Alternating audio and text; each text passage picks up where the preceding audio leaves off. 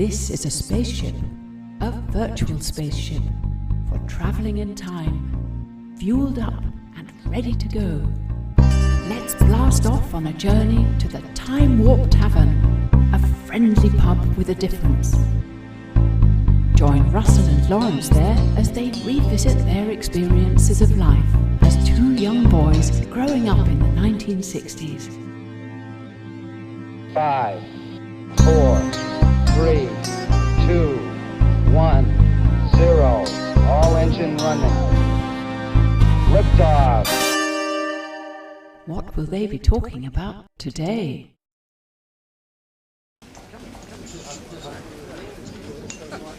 Interested in so-and-so music or that. I don't know if it was from that or from something else, but there were always problems and I really didn't like it. Yeah, I mean, it depends on how far back you go, really. Mm-hmm. But if you go way, way back to 65, 66. Well, at that time, I found school really troublesome in a lot of ways. Yes. So I was always looking for ways to be off sick with a cold. Well, I've been thinking about this quite a lot. Have you? I feel as if my whole life has gone round in a bit of a circle. We did the school thing, and then we all had to go to work and had our careers and did whatever we did. And then I ended up getting married and kids and all that. And now I'm coming back, actually feel like I've returned back to being a little boy in the shop again. I quite like it. I don't have to pretend to be anything else now. I've returned home now. Yeah. And I'm very happy to be off school with a cold.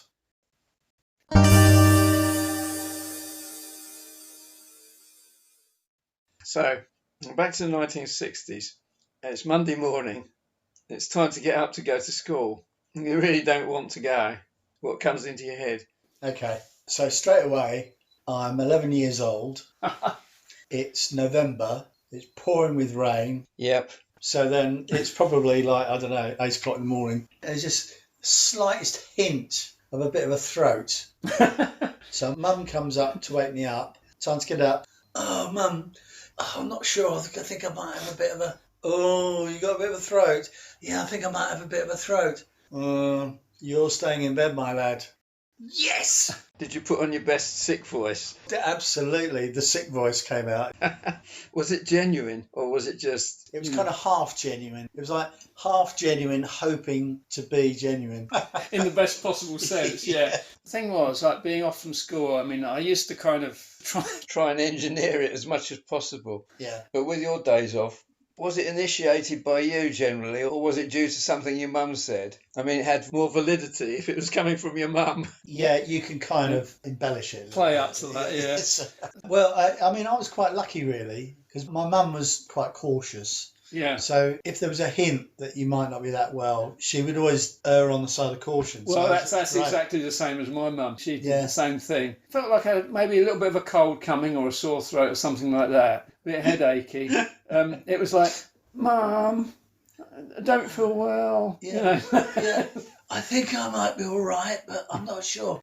It was all part of the process, wasn't it? Being seen to be putting on a brave face, like you really wanted to go to school, but with all the best will in the world, you might not be able to. Yeah. Doing what you had to do to get off of something that you hated so much. Yeah. But taking time off, although there was less red tape involved in it, it was quite a serious thing having time off school.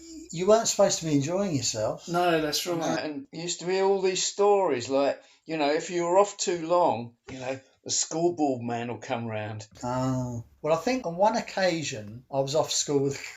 Yeah. I remember I was at the shop and I remember the phone rang, which is quite unusual. We had a phone, Rice Slip 8306. Okay. And my mum answered the phone and she said, yes, he's here. Yeah, no, he's off with a cold. Right, okay. So she put the phone down and she turned to me and said, that was the truant officer. Truant officer? Checking. Really? To see where you are. See, I had this image of a truant officer as a kid, like a man who went round with a net, like a child catcher.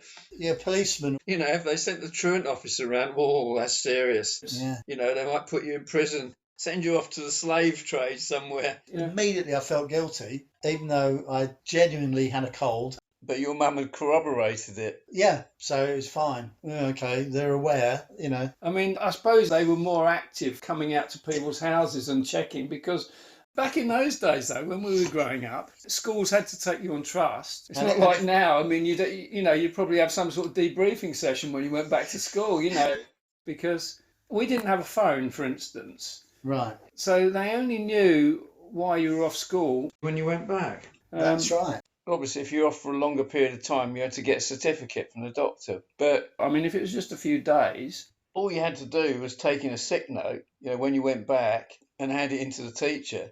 And they had to take you on trust. Well, that's right.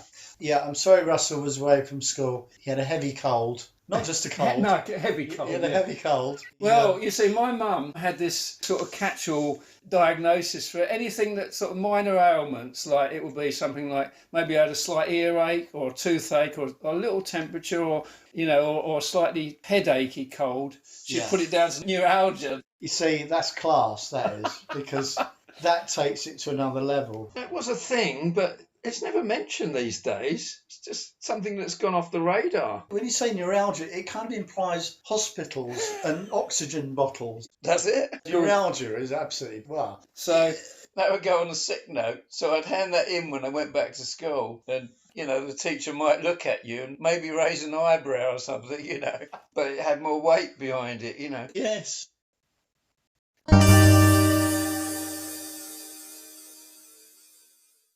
When we were growing up, kids seem to have lots of minor ailments all the time, didn't they? Yes, they did. Slight temperature or toothache or tummy upset. Well, you see, tummy upset. Now, I've got a theory about this. The next thing I'm about to say is a tummy upset theory. And I've got this theory. Mm-hmm. Now, in the 1960s, I'm sure you'll remember, tummy upsets were quite big. And there were all these medications you could have to counteract a tummy upset. there's lots of stuff you could buy in the chemist, like non-prescription stuff. Yeah. Yeah. Enos, Andrew's liver salts, Yeah. Alka-Seltzer. Yes. Bisodal, Robitussin. So there's always things to get you over a tummy upset. At some point, I don't know, in the 1990s or 1980s, we had sell-by dates and Yes. consume-by dates on food, didn't we? Yeah, we did. That's right. Right. Yeah. But before that didn't exist. Mm. So you could have some corned beef lying in the back of the fridge 2 months, and it's totally infested with all sorts of germs. Yeah. You consume it and you get a tummy upset. That always had a bad publicity for food poisoning, didn't it? Corned beef. Yeah. But then when you bring in sell-by dates, now you can't eat it. Mm. So maybe that is part of the reason why we don't need Enos or Alka-Seltzer anymore. Could be. I mean, it's such an effort to actually get time off of school these days. It has to be justified and everything. I can't see people not going in because they've got a bit of neuralgia these days. Can you? That's off the scale now. Yeah. That's not acceptable anymore. But if you've got some issues, Well, issues back then, as far as I was concerned, meant comics, issue 325 of Batman or something. you didn't have mental problems those days. You were a bit thick or a bit slow or a bit stupid. Yeah, backward was the other term I remember being used. Yeah. Peter Kay. He was talking about when he was at school. Right. And if somebody was doing something a bit stupid, you had to sit at the thick table where all the slow people went. Yeah, Martin, what's wrong with him? Oh, he's a bit slow. Yeah, I mean, it's true. That was the attitude back then, wasn't it? When I was at the first year at secondary school, so I'd have been 11 or 12, there was a boy in my class called Derek. He was always off for weeks and weeks. He was hardly ever there. I'm in there with him. That sounds about right, yeah. And then one day he did turn up and he came in and the teacher said, have you got a note? And he said, yes. And he gave him the note and it said, oh, okay, you've had gastric flu. Ah, right. Now, that takes flu to a whole new level. If you've got the flu, Yeah. okay, you might go off for 2 weeks, but gastric flu, don't even question that. That's obviously really serious, so it's okay. That's why I haven't been here for 6 months. That really is taking it too far, isn't it? 6 months. Yeah, like Roger the Dodger would have come up with that, wouldn't he? It is, isn't it? Yeah, that's right. Yeah. Well, actually, I used it in another way occasionally. What, playing up to getting time off, you mean? Yeah, when I was feeling perfectly okay. It was like half-term holiday, Yeah. and I just wanted to watch telly. And my friends would call round to go out and play football. And I used to say to my mum, can you tell them that I'm not feeling well today? So would your mum actually do that? Well, I only did it occasionally, but she would sort of be on my side with that because my friends would come round in the summer holidays, would come around every single day. She would say to him, no, he's not feeling so well today, he can't go. What do you mean you can't come out? We're going to play on the swing. My mum wouldn't do that. I mean, she wouldn't actually lie for me. So she'd probably colour the truth for me a bit, but she wouldn't actually tell an outright lie, if I was feeling okay. Well, I felt quite guilty about it. Well, there was always a bit of guilt involved in staying off school, though, wasn't there? Yeah, always. Yeah. You might enjoy it, but you were always tortured by it afterwards, weren't you?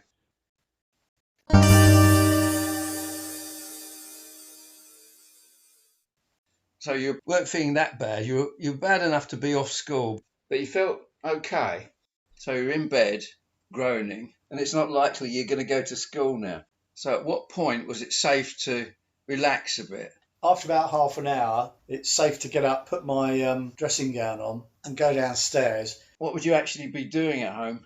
Well, peanut butter sandwiches would probably be involved at some point. Peanut butter sandwiches, Yeah. right? And get my physics exercise book from my class 1W, a pencil, and squat down in front of the TV, put it on BBC Two, UHF, with a really rubbish picture, and wait until 10 o'clock, pencil poised, waiting for service information to find out what trade test films are going to be announced. Yeah, you see, for me, I didn't like to play my hand too quickly. If I was supposedly unwell, I'd probably have to stay in bed for a while. Yeah. But once you got past that tipping point, you probably have to be getting on towards 10 o'clock, Yeah. When you were safely past the point when everybody else had started school for the day. Yeah. But on the other hand, I couldn't suddenly start to seem too well again. Otherwise, my mum might say, oh, well, you can go to school this afternoon. Yes. So it was a balancing act. But once you're in the comfort zone, the television could safely go on then.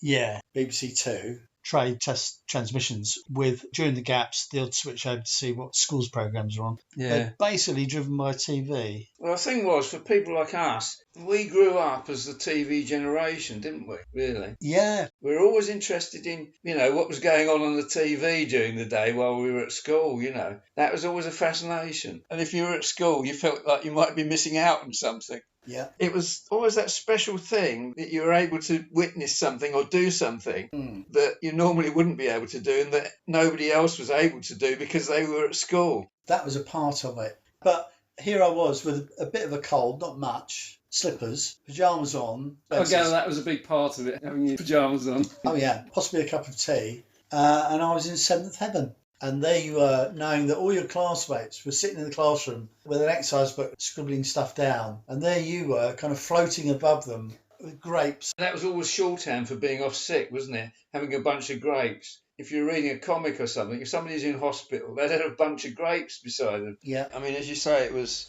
quite TV driven being at home. But I do remember, when I was off with chicken pox for a couple of weeks, I remember really getting quite into board games quite heavily, playing with my mum sometimes. Yes. Like Snakes and Ladders and things like that. Yeah. Card games. Yes. Because you wanted things which you didn't have to move around too much. You just wanted to sit still on the sofa and drink your Lucozade. Yeah. And have your treacle sandwiches. Was that a thing then? Yeah, I used to have treacle sandwiches.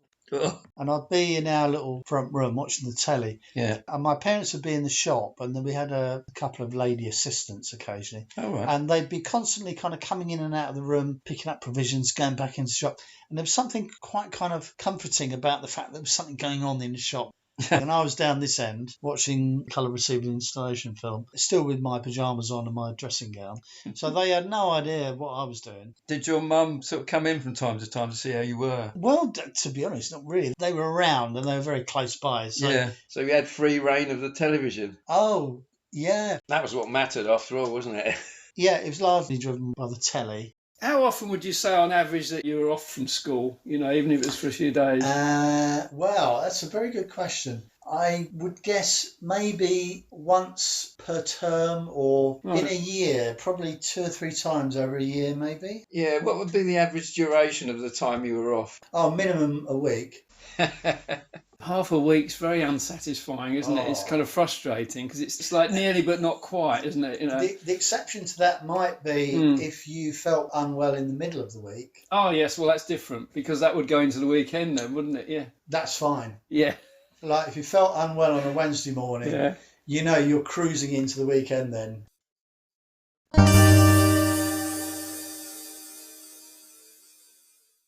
As a kid, Doctors used to fill me with dread. Oh, yeah. I mean, Yeah. although sometimes, it would mean that it might get me a few days off school if they wrote me a prescription or something, But Yeah. at the same time, I still didn't want to go there because No. it signified illness. Yeah. you quite often seemed to be going to the doctors, didn't you? I can remember going quite often, just for minor sorts of things. Yes. I just think, I remember going into a doctor's surgery, like with my mum. She would lead me in when I was quite young. And I used to sit there looking around at all these other people. It was quite a serious place, wasn't it, going to a doctor's surgery? Oh, yeah. And you had all these intimidating posters on the walls about warning parents against the dangers of not immunising your kids. Ah, have you been immunised? Yeah. I mean, things like polio, whooping cough and all that. Oh, God, yeah. Whooping cough. Yeah, lots of quite serious things back then, weren't there? Which I suppose vaccines for such things, they hadn't been around that long. So I suppose they were still quite scary things. Yeah. One thing I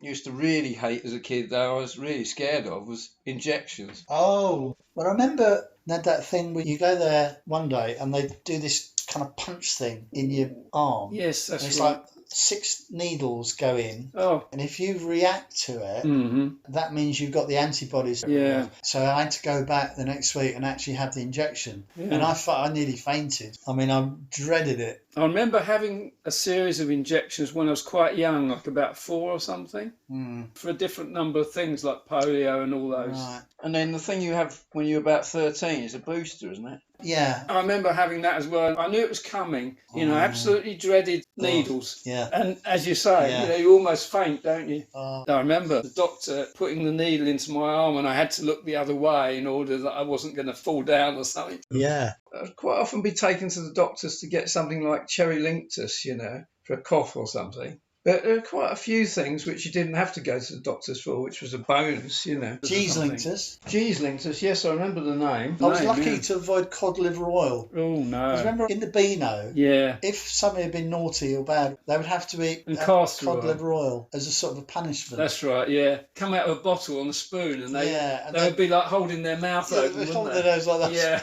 that's right. Yeah. Actually, we used to have like a little bottle of sort of medicinal olive oil in the house. Oh, yeah. I mean, it wasn't considered like a salad dressing in those days.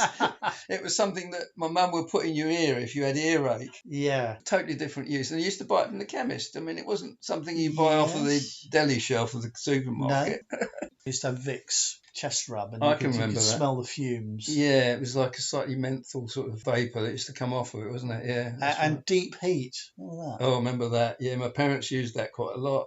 I mean, it used to be really strong, didn't it? And I think, I'm pretty sure I was allergic to it. My mum used to rub it on my chest. Ah, There were all sorts of things for settling your stomach, weren't there? yeah. So Andrew's liver salts. Yeah. We used to put Andrews in our drinks to make it fizzy. We you know, did. that was- We used to that have was- orange squash. Yeah. Yeah, it was really nice. Yeah, it was like a poor man's fizzy drink, wasn't it? Yeah, milk and magnesia. And Beecham's powders my dad used to Beecham's take. powders. If ever I had a cold or anything, I always had trouble breathing and it was always difficult. And so I used to get this Otravine and squirt it up my nose. And my mum used to say to me, you need your adenoids removing. Whether you did or not. I said, that sounds like really serious. I don't even know what adenoids are. And I certainly don't want to have them removed. No. Thanks very much. No, I never knew what they were. And It's like having your tonsils out, wasn't it? another thing I didn't like, Haliborange tablets. Oh, actually, I really like Did Haliborange you? tablets. Yeah, rinsed with pastels Oh, rinsed, yeah. in a little tin. Tubes. Ooh, That also came in a little round tin.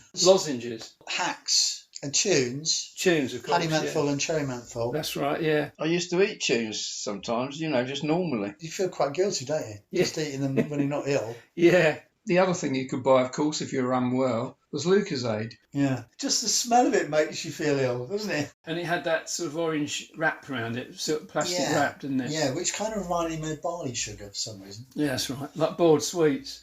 It's a fizzy drink, but it's a little bit medicinal, isn't it? Yeah, it was. It was like association in a way. I mean, I used to have it and my mum used to buy it for me. I mean, if I had something like the flu or one of those kind of ailments. And I quite liked it. I mean, it was partly like a fizzy drink, like orangeade, but it Yeah. also had a little bit of something. It was almost like liquid barley sugar, which was not so it nice. was. But later on in the 80s, they rebranded it as They a did. sports drink, didn't they? That's right. That was quite a major kind of shift, wasn't it? From being a drink for like people that were ailing, Yeah. to recovery, to being a drink for sporty, healthy people. That's almost a complete about face, isn't it?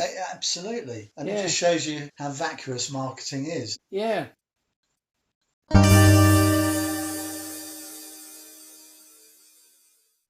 One particular valid reason for having time off of school, which wasn't really satisfactory, was if you had an appointment at the dentist or something like that. Yeah, Because- that's true, yeah. It might have got you a few hours away from school, but it wouldn't got you a whole day off. So it's frustrating. Well, that's true. If it was an early afternoon appointment, that would be all right because you could take the rest of the day off. Yeah, But if it was, say, 11 o'clock in the morning, you knew you'd have to go back to school again. that's no good. But personally, I would have preferred to stay at school rather than go to the dentist. Well, yeah, it could be quite painful, couldn't it? I remember having gas, Oh, having teeth out a few times and being quite disorientated and having my mouth bunged up with loads of cotton wool and quite a lot of blood as well. When they're taking a tooth and they'd out. send you home with blood pouring out of your mouth. Yeah, And or be expected to go back to school afterwards and concentrate. yeah, That's the thing. yeah. Oh, God. As I think about time off of school, I used to have a few days here and there, as much as I could, off. But I see it more as a sort of junior and infant school type thing. When I got to secondary school, I don't seem to remember having time off so much.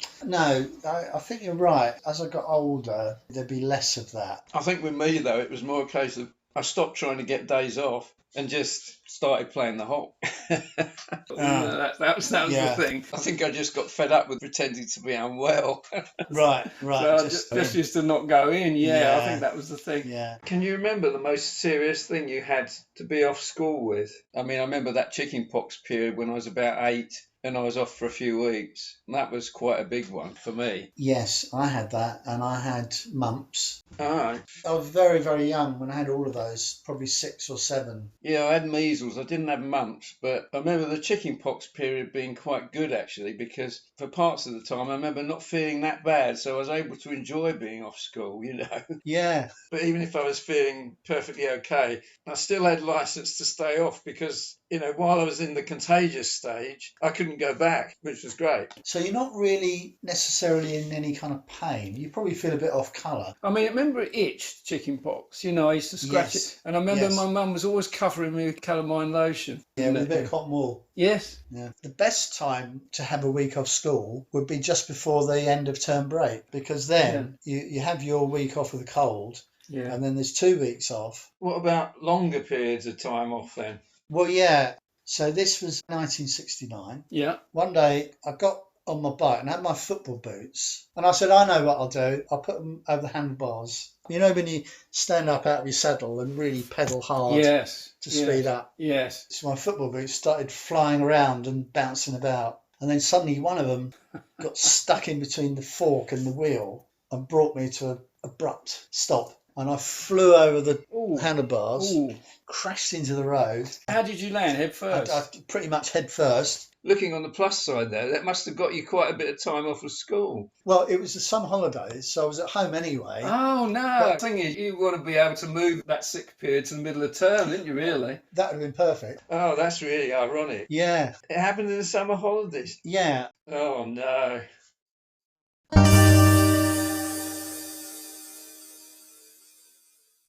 For quite large chunks of the day, there were stretches when you get really restless, wouldn't you? I can remember constantly scanning the channels, BBC One, ITV, BBC Two, back and forwards, Yeah. looking for something to come up. You can't find anything. Oh, God. And then you'd come to a school's programme that you would normally watch in the classroom, Science Today. Yeah. And there you were, able to watch the same programme, but like in luxury. And suddenly your interest peaks. Yeah, certain programs you really look forward to, but others, they were really dull, weren't they? But you sat them out because you're off school and it was better than the alternative. But yes, it can't be that special unless the rest of it is really boring. If it was all really good, then it would all be boring.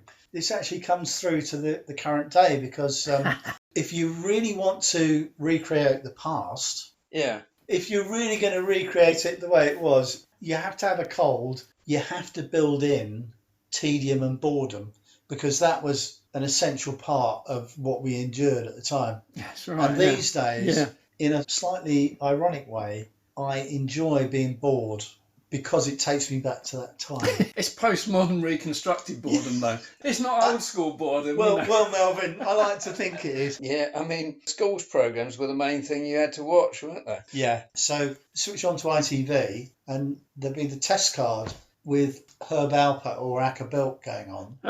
And you think, how is it that I recognise all this music on ITV, but I don't recognise any of the music on BBC One and Is that BBC what you used to think? That made it a little bit more exotic. So what were your favourite schools programmes you used to watch? Well, Picture Box I used to like very much. Yeah. There was a science programme on with a guy who was quite a tall guy, and he had a shock of greyish hair, and he wore a tweed jacket. They all did in those days.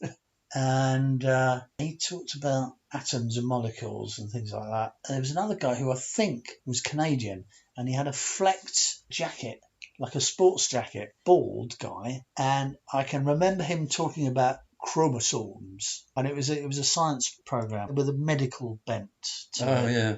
I don't know, I can't remember what it was called. Well, it sounds like it was one of those that came under the tedium and boredom category. So yeah, the science-based ones I quite liked. Mm. You used to watch schools programmes at school sometimes, didn't you? I did, yes. Because I did. I mean, I never experienced that because we didn't have a TV at junior school, and I was told there was one at secondary school, although I never saw it. So when you mention schools programmes now to me, that it means watching them at home when I'm not well. Well, for the most part, that's the same for me. But we did watch schools programmes, Yeah. particularly at primary school. So I just can't imagine what it was like sort of watching TV at school. I think it was a much better deal, actually, watching them at home. So I used to see pictures of children in classrooms sitting there watching television. And there used to be this tiny little screen, you know, positioned at the front of the classroom. And I used to think, well, you know, if you were at the back, you wouldn't be able to see anything. Yes. Well, I've got a couple of distinct memories. Yeah. This would have been about 1967. And we were all brought into the school hall, and the TV was wheeled in. Yeah. We sat there, but we were waiting for this programme to come on. And while we were waiting, Andy Pandy was on. Oh, was it? Yeah. And our teacher was sitting there facing us, talking to us. Yeah. And just above our head was the little Ted was jumping into a pond and splashing. The teacher couldn't see this. Yeah. We could see it. And she was trying to be serious. And we just thought this was hysterically funny. So a fair bit of telly actually at school. Yeah, even if it wasn't quite what the teachers wanted you to see, yeah. But I remember BBC One schools used to start either 9:10 or 9:38 for some odd reason. And ITV used to start later, about 11:05. Oh, yeah. But I used to enjoy far more learning about something, you know, sitting at home watching a schools programme on television than I did by sitting in the classroom, you know. Well, I agree. I mean, I think I learnt far more watching schools programmes at home than I ever did during my entire time at school. Yeah. And I'm not exaggerating. But the ironic thing about it is that the only thing that was continuous about those programmes were the title sequences. You always remember the beginning and the end and the countdown clock. The countdown clock, yeah. But I found the programmes really absorbing. You know, if you got a good one. Well, the guy that did Toolbox, Mike Smith. yeah, he did a science programme sort of hosting that, and there was loads of kids doing soldering and electronics and stuff. But I liked him. He was quite engaging as a presenter, wasn't he? Well, a lot of them, they were experts in their subject rather than TV celebrities, weren't they? They were. I suppose it wasn't considered entertainment, it was education, wasn't it? That's right, yeah. Well, anything that was on there in the daytime was there for a practical, factual purpose, wasn't it? Yeah. I mean, they didn't used to fill the day up with crap like they do now. Basically. Very true. Quite a high proportion of cardigans and jumpers, weren't there? That's right. Yeah, well, think about schools programmes. If it was like a science programme or something like that, TV's a far better way of conveying information in a condensed way. Yeah, well, what I liked about them was they had these fantastic models that they would use, wouldn't they? You know, if only my teacher at school had all this stuff. Yeah, well, you know, when somebody's standing in front of a class talking to you, I used to glaze over most of the time. Yeah. But, as you say, on TV you've got models and things like that, and you can convey quite complex concepts to kids in a way that they can pick up on, I think. Yes. There were some good ones, though. I mean, I used to like The World Around Us with Gordon Luck. That was one of my favourites. Oh, and the other thing I loved about that period was that they weren't afraid of silence, were they? They'd ask you a question, and then there'd be a little gap while you thought about the answer. Yeah, that's right. You don't need to fill in every second with some sound or a visual, do you? The Science Guy did this sequence where they were trying to represent the relative distances of the planets. Yeah. And there was a girl in a field, and they had the sun there. So there's a big orange ball, a metre across or something like that. Yeah. And then they said, so I wonder how far Venus would be away from that. And then right at the edge of the field, by the hedge, there was a young boy with Venus, like a ball maybe about 1.5 feet in diameter. And then they said, so that's Venus. So I wonder where Mercury would be. Well, we'll need to get into the helicopter to find out. And it takes off and flies over a couple of fields. And then there's another little boy with a silver ball representing Mercury. And then the Earth is right on the other side of town then, or something like that. But they would try and demonstrate the actual relative sizes, and I thought that was quite an imaginative way of doing it. You see, you can't do that in the classroom, really. No. I was just thinking BBC used to have like a programme for colleges and universities just after midday. Yes. When they would talk about quite complex things like equations. Yeah. To everybody else, you just think to yourself, well, they could be making all that up. Well, you remember that Fry and Laurie sketch where they did a spoof on the Open University? Yes, I do remember that. Was it done in black and white? I think it might have been. It's typical 1972 long wig on and a tank top, explaining some long, complicated mathematical formula. They said, and you can see that if we divide theta by x to the power 4, we end up with 34.2627. And then suddenly Stephen Fry walks on, his director goes, oh, sorry, can we stop? You said 37.625. It's actually 37.635.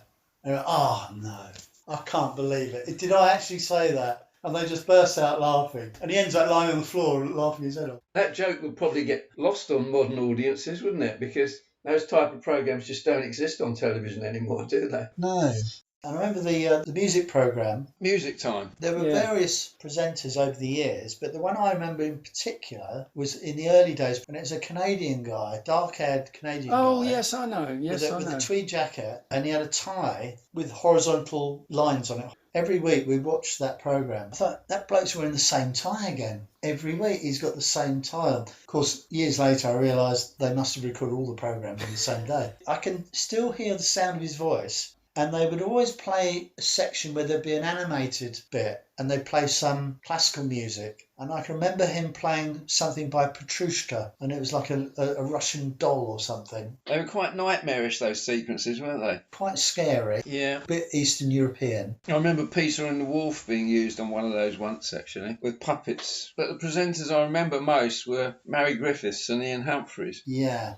He looked a bit like an English teacher. And she was just a little bit trendier, wasn't she? She had a miniskirt on. Yeah, she was slightly New Seekers-ish. Yeah.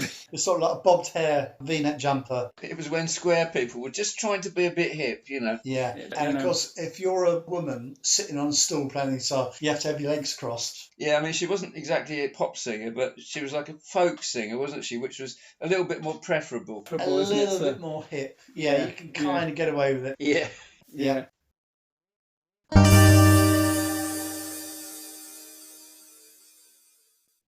And of course, the other thing, if you're off sick on a Monday, special thing, you'd have Monday's Newcomers, wouldn't you?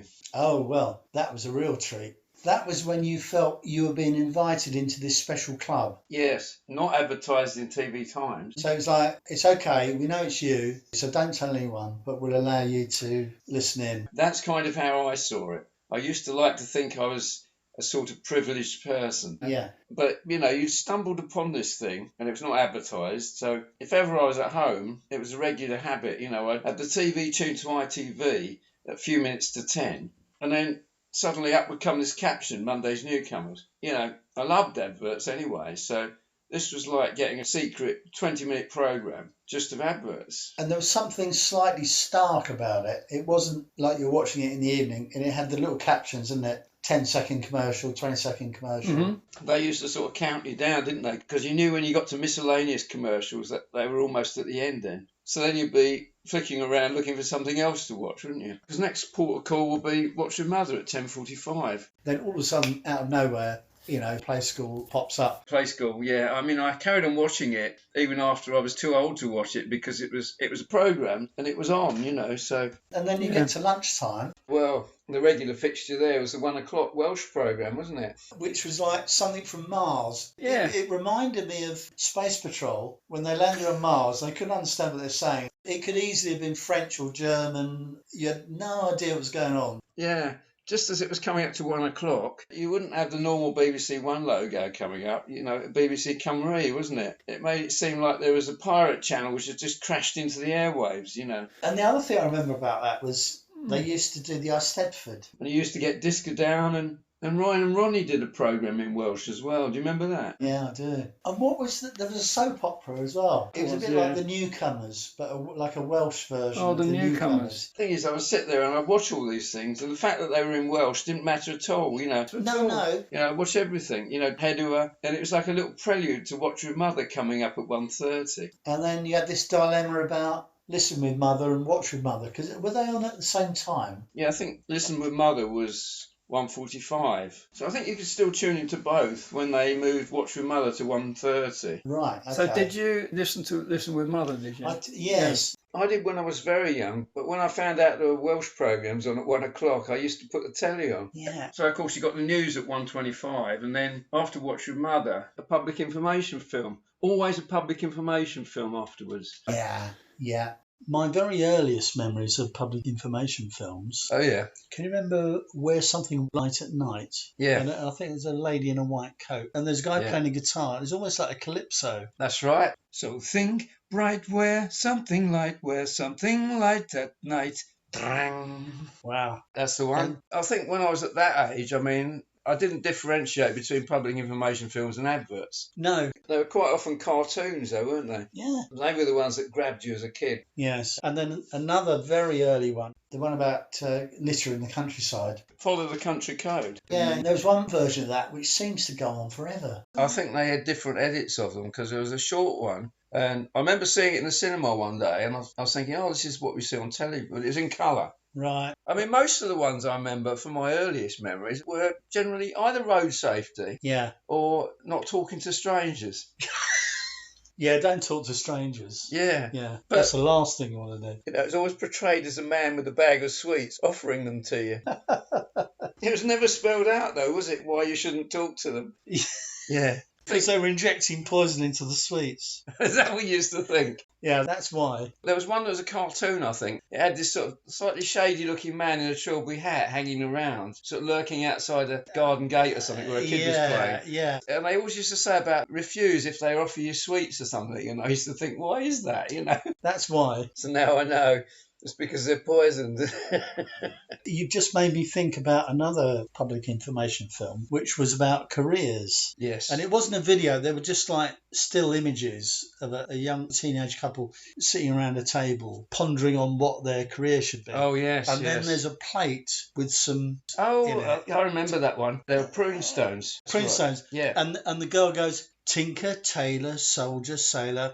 Oh, what shall I be? Thinking about what career she should have. That's right. It reminds me of another one for some reason, around about the same time. There's one sort of warning of the dangers of not immunising children. And there was a baby in a pram, and these diseases like whooping cough, diphtheria, polio, they're all portrayed as this kind of like sinister claw, which was like hovering above the pram, ready to take the baby sort of thing. Yes. It was a semi-animation of real photos. I used to find it quite scary. Yeah. I mean, that's another one I haven't seen since the 60s. Reminding me of the other classic cycling proficiency test. That's Roy had. Yes, that's right, yeah. And there's a little kid telling him how rubbish he is at road safety. Yeah, there was the kid that was sensible, wasn't it? Your saddle's too high, you haven't got a bell, you need to do this, you need to, and he's going, oh, okay, all right. And then towards the end, you see Roy riding sensibly. I actually did my cycling proficiency test. Did you do that? No. I always thought that was for the posh kids. I think my parents encouraged me to do it. Did you get a badge? Yeah, I got a badge, and a certificate. I was 10. I just got my new racing bike, and it was during the school holidays. It was the one sole occasion in my whole school life when I was persuaded to go back to the school playground during the school holidays. Yeah. There was a cartoon for Tufty. Do you remember that? That was to do with road safety. Yes. We had a policeman in it, didn't it, as well? Was he a panda? Yeah, something like that, or badger. Yeah. Then later on, they kind of upgraded Tufty to like actual puppets. That's really. right. Who's the guy in Bernard Cribbins? Yeah. And I thought, I'm not sure I like this because I like the cartoon version of Tufty. I like the cartoon one. And then he sort of falls out of a tree, doesn't he? And it's about joining the Tufty Club, isn't it? Tufty Club. I never joined it, did you? No, I never joined the Tufty Club. I think you got a badge because I remember somebody from school had it with a picture of Tufty on it. Yeah. Actually, I just thought of another one. Do you remember Fancy the Elephant? Yes, I do, yes. That was a little cartoon that used to be shown always after Watch Your Mother. It was just to walk straight into the road and get knocked over by a car, didn't he? God, yes. It felt like after Watch Your Mother, though, if you got a cartoon public information film, felt like you got another little program afterwards. Yes. You know, there was one where there was a baby in a pram and the parent had no kind of road sense because they were pushing it in a pushchair. And the baby was talking to camera about how awful the woman was about crossing the road and everything. And the baby gets out and walks. And there was another one about dangers of playing in the road. That was a cartoon as well. And they used to suggest, like, rather than playing the road, you go to a playground or play street. Play street? Yeah. And apparently there were play streets. I never saw one. So did you? No cars allowed? Yeah. Presumably. I think between certain hours, there were no car zone. Well, when I grew up in the 60s, we lived in a road which was effectively, it was a cul-de-sac. Yeah. And in the entire street, there was probably 2 or 3 cars maybe, but no through traffic whatsoever. Oh, okay. So it was just deemed perfectly... It was safe. Yeah, and then it kind of moved on. The road safety stuff became a bit too sexy, didn't it? Alvin Stardust and... That's right, yeah. You know. As the 60s progressed, it went into the 70s, it got more swinging and modern, didn't it? Mm-hmm. But the earlier public information films had a certain charm to them, didn't they? Yeah.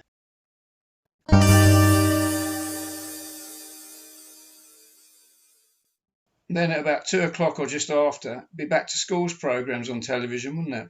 Yes. But by that time, you started to feel that your day off school was starting to get eaten away, you know. Yes. Slowly. So there was a bit of worry on the horizon then, you know. Yeah. But there was a very special point, wasn't there, when you were off school? That sort of sweet spot where you're sort of well enough to suddenly be able to enjoy being off school. Yeah. You know, and you're just going back to your food again. You're enjoying your food. Yeah. And you can sit down and you can enjoy school's programmes in comfort. But you're not well enough to go back to school quite yet. So there was a nice confident feeling that you were safe for a little while yet. It's just such a lovely spot, isn't it? You know? Yeah, you're right. I mean, you are right. But when you actually do have a cold and you're not feeling well, there's an element of it that makes you think, I don't have to feel guilty about this. I really do have a cold. Yeah. But I can still watch schools programmes and trade test colour films. But then when you get to that point when you're actually feeling better, a little bit of guilt starts to come in. It does. And it starts to tarnish your enjoyment of it a little bit, doesn't it? Yeah, I think so. Because you feel under pressure to do the right thing and be honest. And there was that point when you got towards the end of the week, it was possibly Thursday. Yeah.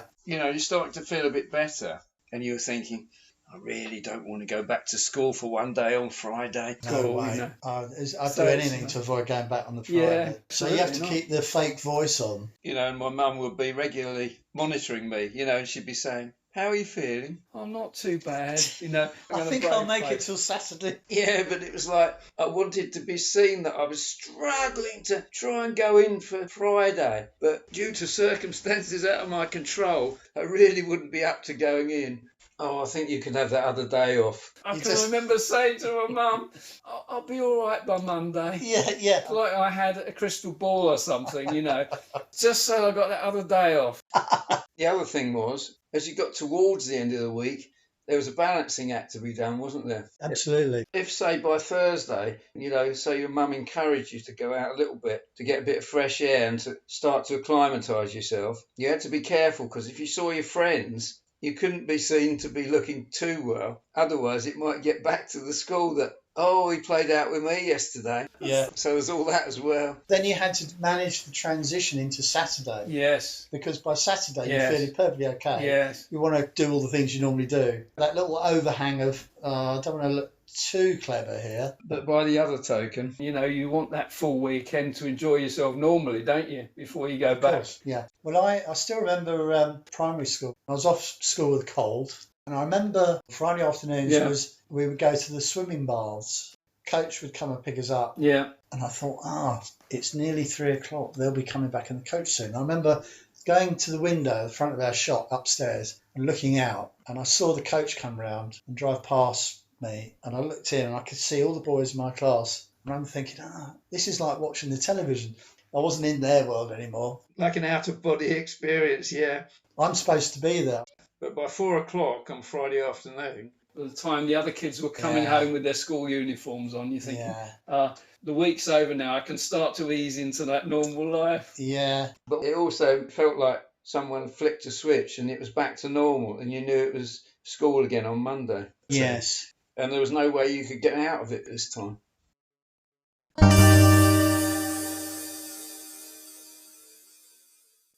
That was a really horrible feeling. The moment you had to walk back into the classroom after being off sick for a week or two, it felt like all eyes were on you. Yeah. When you go back the following Monday, straight away you're miles behind everybody else. You feel like a fish out of water. It takes a few hours to settle back in again, doesn't it? Because you feel like an outsider. You do. It's almost like you've got to get to know your friends again. Well, that's true. And they've had all sorts of other conversations that you weren't party to. And Yeah, it usually took one person, didn't it, to eventually do something which offered you an olive branch, so to speak, something which broke the ice. yeah, And you felt like you were back into the swing of things again after that. Before that, it was very awkward and uncomfortable, wasn't it? it was. Did your parents ever go to sports day? Yes, they did. Well, my mum did, occasionally. I used to hate it when you got open day at school. Used to have an evening, didn't they, where parents could go in and they could see what you'd been up to at school. I always felt uncomfortable about my parents talking to my teacher. Yeah, I did. I always think, well, the teacher is my relationship. It's nothing to do with you. Yeah. And you felt as if they were like going above your head. Well, it felt like they were ganging up on you. I used to think, I don't like this. Yeah, uncomfortable. They could talk to the teachers and see how your work was going and everything. And probably the question of your having time off for school would come up in the conversation as well, which was like cringe, Yeah, that's true. It was a chance for parents and teachers to compare notes. Yeah, If it's possible for me to have a day off, when it was open day or sports day, I would if I possibly could swing it. Yeah.